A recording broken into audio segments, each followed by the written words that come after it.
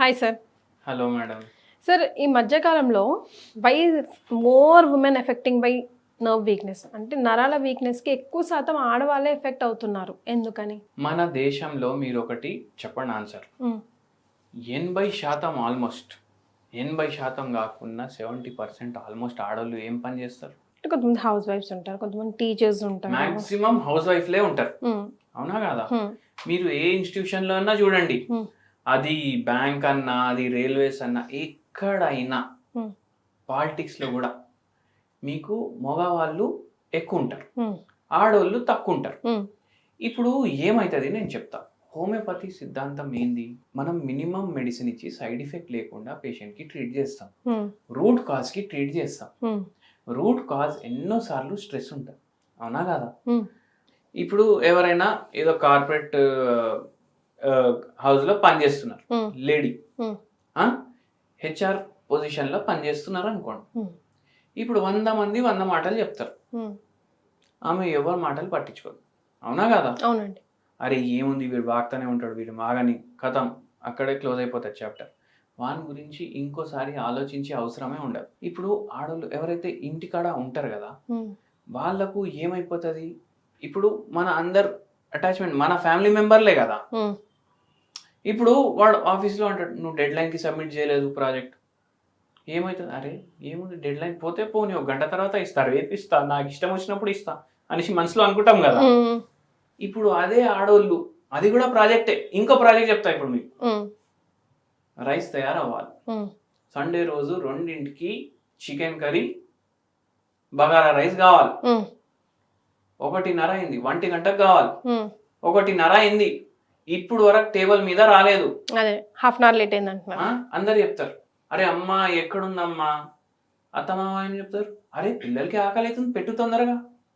ఏమనిపిస్తుంది వాళ్ళకి మనసులో? అరే నేనే కూర్చోవాలి నా స్టవ్ మీద, అది ఉండకపోతే నేనేం చేయాలి, వండుతున్నా కదా. ఎందుకు అట్లా అనిపిస్తుంది నేను చెప్తా మీకు. ఇప్పుడు ఆఫీసులలో పని చేస్తే వాళ్ళ ఆఫీస్ వాళ్ళు బయట వాళ్ళు అని మనకు తెలుసు. గ్రాంటెడ్ గా తీసుకునే అవకాశం ఉంటది, గ్రాంటెడ్ గా తీసుకునే అవకాశం వాళ్ళకు ఉంటది. ఇంట్లో మనం గ్రాంటెడ్ గా తీసుకోవాలంటే కూడా, అరే అత్త ఎందుకు అన్నది ఇట్లా, మా ఆయన ఎందుకు అన్నాడు ఇట్లా, పిల్లలు నాకు అర్థం చేసుకోలేరా? ఇప్పుడు 11 years 15 years వచ్చింది పిల్లలకి. అవునా కాదా? హెల్ప్ చేయరు. హాలిడేస్ ఉంటాయి, 2 నెలలు సమ్మర్ హాలిడేస్, అన్నికి టైం ఉంటుంది, ప్రాజెక్టులకు టైం ఉంటుంది, స్కూల్కి ఇది సమ్మర్ క్యాంపులకు పోవడానికి టైం ఉంటుంది. జరా నేను పూరీలు వేస్తే ఇట్లా కడాయిలోకి వెళ్ళి తీసి ఇట్లా భవనాలు వేయడానికి టైం ఉండదు ఆ కూతురికి అనిపిస్తుంది కదా. అమ్మ వాళ్ళు ఎప్పుడు పిల్లలకి పని చెప్పరు, ఎందుకు? వాళ్ళే రియలైజ్ అవ్వాలి, అరే నా అమ్మకి నా అవసరం ఉంది అనేసి. సో వాళ్ళు అట్లా చెప్పరు. సో నేనేమంటా అంటే, ఇంటోళ్ళని కూడా ఆఫీస్ వాళ్ళలాగా ట్రీట్మెంట్ చేయాలి మనం. ఎక్కువ మైండ్ లో తీసుకోవద్దు, అవి పట్టించుకుంటే అవే ప్రాబ్లంలు అవుతాయి. ఇప్పుడు ఒక పేషెంట్ 34 years, సెకండ్ చైల్డ్ పుట్టింది, పాప ఏమో నైట్ మొత్తం నిద్ర పోతలేదు, 2:30 3ంటికి నిద్ర పోతున్నాం. 2:30 3ంటికి ఆమె నిద్ర పోతే మళ్ళా ఏమే మార్నింగ్ 5:30కి కిచెన్ లో రావాలి, కిచెన్ లో వచ్చి మళ్ళా వండాలి, మళ్ళా స్నానం చేసి రావాలి కంపల్సరీ, మళ్ళా రెడీ అయి ఆఫీస్ కి పోయేది ఉంటది. అప్పుడు అత్తయ్య చూసుకుంటది పాపని. ఆమె 12:30 1 o'clockకి లేస్తారు, మళ్ళా 4:30 అయితే నేనే ఇంటికి వస్తా. అట్లా అంటున్నప్పుడు జర్రా నేను లేట్ లేస్తే ఏమవుతుంది? వేరే వాళ్ళు చేసుకోవచ్చు కదా పని, లేదు చెయ్యరు. ఇప్పుడు మా ఆయన, అరే నువ్వు జరా హెల్ప్ చేయగల, నేను ఎట్లా హెల్ప్ చేస్తా, మా అమ్మాయి అనుకోవాలి అనేసి అంటాడు మా ఆయన.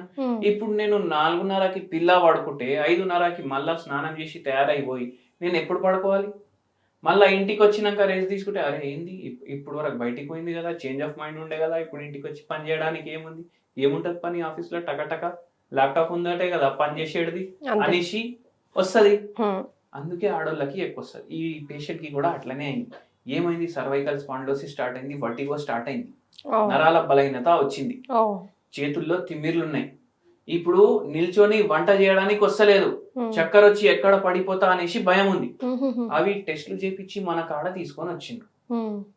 మనం చెప్పినాం కంపల్సరీ 8 గంటలు నిద్ర ఉండాలి, కంపల్సరీ 8 గంటలు నిద్ర ఉన్న తర్వాత మీరు పని చేస్తే నడుస్తుంది. ఇది ఇట్లా కేసు అయింది.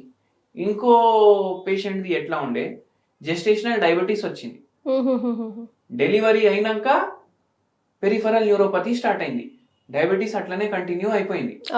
ఇప్పుడు ఆ పేషెంట్ కి ఏమంటారు, మా అత్తయ్యకి మోకాళ్ళ నొప్పులు ఉన్నాయి, పిల్ల చిన్నగా ఉంది, వంట చేసేటప్పుడు కూడా నేను పట్టుకొని వంట చేయాలి. సో అది కూడా చూసుకోరు, నేనే చూసుకోవాలి, పిల్లని చూసుకోవాలి, వంట చూసుకోవాలి, అన్ని చూసుకోవాలి. నాకు రెస్ట్ కి టైం కూడా ఉండలేదు, అంటే రిలాక్సేషన్ కి టైం ఉండలేదు. ఆ స్ట్రెస్ కి తనకి నరాల వీక్నెస్ వస్తుంది, నిద్ర సరిగ్గా ఉండదు, ఈ స్ట్రెస్సులు అన్నీ ఉంటాయి.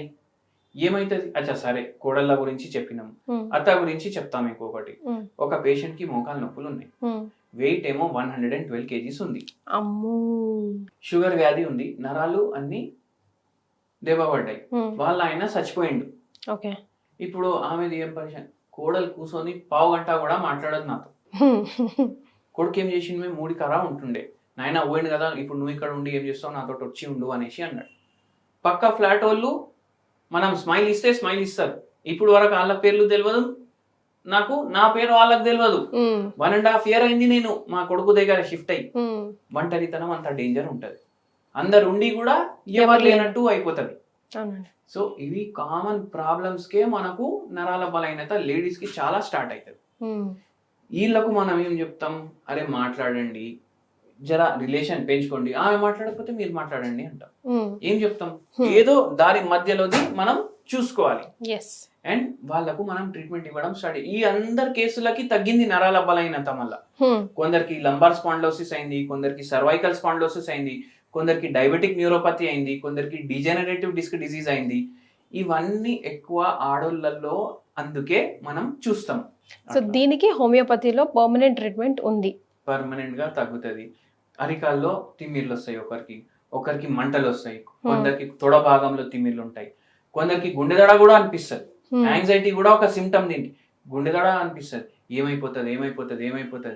ఒక పేషెంట్ కి అయితే ఎట్లా అంటే, అరే మా కోడలు ఎప్పుడు రూమ్ బయట వస్తుంది, ఏం చెప్పదు మా కోడలు, ఇప్పుడు నాకు మాట్లాడదు ఎక్కువ, ఎప్పుడు రూమ్ బయటికి వస్తే నేను ఆమెకి చూస్తే నాకు భయం స్టార్ట్ అవుతుంది.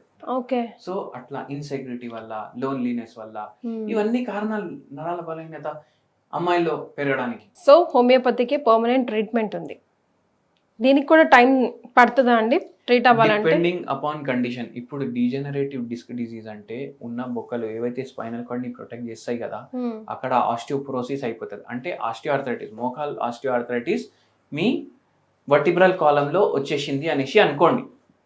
మళ్ళీ దాని తర్వాత అవి డీజనరేట్ అయ్యి అవి కంప్రెస్ చేస్తాయి స్పైనల్ కార్డ్ ని. స్పైనల్ కార్డ్ ని కంప్రెస్ చేస్తే అది డీజనరేషన్ కూడా ఉంది కదా, దాన్ని డీజనరేటివ్ డిస్క్ డిసీజ్ అంటారు. కొందరు వచ్చి L4 L5 లో ప్రాబ్లం ఉంది, L5S1 లో ప్రాబ్లం ఉంది అనేసి అంటారు. దాని అర్థం ఇది ఉండొచ్చు. సో ఏం చేస్తామంటే హోమియోపతిలా మనం మందు కూడా ఇస్తాం, పేషెంట్ కి తగ్గుతుంది. డిపెండింగ్, చూడండి ఏజ్ కూడా ఫ్యాక్టర్ ఉంటది, మళ్ళా వేరే రోగాలు ఉన్నాయా అది కూడా ఫ్యాక్టర్ ఉంటది, తినే అలవాట్లు ఎట్లున్నాయి అది కూడా ఫ్యాక్టర్ ఉంటది, వెయిట్ ఎంత ఉంది మనిషిది అది కూడా ఫ్యాక్టర్ ఉంటది. ఇప్పుడు డే టు డే లైఫ్ లో స్ట్రెస్ అన్నది ప్రతి వారికి కామన్ అయిపోయింది కాబట్టి అసలు ఈ నరాల వీక్నెస్ రాకుండా కొంచెం ఉన్న వాళ్ళకి ఎలాంటి హోమ్ రెమెడీ సజెస్ట్ చేస్తారండి? ఒక మంచి హోమ్ రెమెడీ చెప్తాను నేను. వైట్ టీ ఉంటది. ఇప్పుడు వైట్ టీ అంటేనే చాలా మందికి క్వశ్చన్ మార్క్ వస్తుంది, అరే వైట్ టీ ఏంది, తాజ్మహల్ టీ విన్నాం, గ్రీన్ టీ విన్నాం, వైట్ టీ ఏంది అనేసి అంటారు. వైట్ టీ అంటే ఏంది అంటే అది కూడా ఒక రకమైన టీ. ఇప్పుడు గ్రీన్ టీ ఎట్లా ఒక రకం టీ, అట్లా వైట్ టీ ఒక రకమైన బ్రాండ్ నేమే వైట్ టీ, బ్రాండే కాదు, జస్ట్ వైట్ టీ అని ఉంటుంది. వైట్ టీ అనేసి మీరు సెర్చ్ చేయండి ఆన్లైన్, మీకు దొరుకుతుంది. అది తెప్పించుకోండి. డైలీ మీరు ఏం చేయండి అంటే చాయ్ తాగే బదులు 2 కప్పులు చాయ్ తాగుతారంటే చాయ్ తాగే బదులు ఈ వైట్ టీ తాగండి. వైట్ టీ ప్రిపేర్ చేసుకునేటప్పుడు దాంట్లో జరా సొంటి వేసుకోండి. యాంటీ ఆక్సిడెంట్లు ఫుల్ ఉంటాయి, యాంటీ ఇన్ఫ్లమేటరీ ప్రాపర్టీలు ఉంటాయి, మీకు యాక్టివ్ చేస్తుంది. ఇప్పుడు నరాల బలహీనత అంటే మంచి డల్ అయిపోతాడు ఎన్నోసార్లు. ఇప్పుడు నేను చెప్పిన దాంట్లో ఒక లేడీ కేసు చెప్పిన కదా, నిద్రే ఉంటలేదు, పాప పడుకునివ్వదు లేకపోతే అత్త పడుకునివ్వదు, అట్లా అన్నది కదా. అయితే వాళ్ళకు కూడా జర నిద్ర కరెక్ట్ గా రావడం, యాక్టివ్ ఉండడం, అట్లా ఉంటే ఏమవుతుంది, ఆటోమేటికలీ బాడీ రికవరీలో హెల్ప్ చేస్తుంది. ఈ వైట్ టీ తాగడు, అది సొంటి వేసి వైట్ టీ తాగడం వల్ల నరాల బలహీనత పూర్తిగా మాయమైపోతుంది అని చెప్పట్లేదు నేను. మనకు జర ట్రీట్మెంట్ లో హెల్ప్ వస్తుంది, మీకు జర రిలాక్స్ గా ఉంటది, మన మందు మంచిగా పనిచేస్తుంది. Right, thank you so much for joining us అండి. థ్యాంక్ యూ అండి.